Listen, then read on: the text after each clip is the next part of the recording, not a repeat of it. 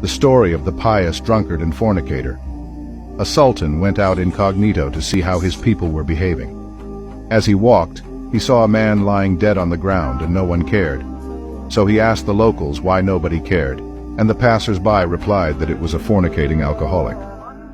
The Sultan, outraged that a man from the community of the Prophet Muhammad, peace be upon him, should be so neglected, asked for help, and for him to be taken home to his family so that he could be buried.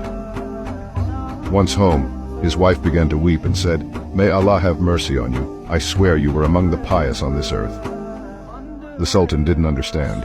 He said, "Why do you consider him pious when the locals and passers-by he had seen considered him a fornicator and an alcoholic?" And she replied, "I suspected as much. My husband would go to the tavern every night, then buy what wine he could, go home and pour out his bottles, saying, 'I saved a Muslim today from this.' Then he would go to prostitutes. He'd give them money to go home, to shut his door. And he'd come home and say, 'I saved a young believer from this vice today.'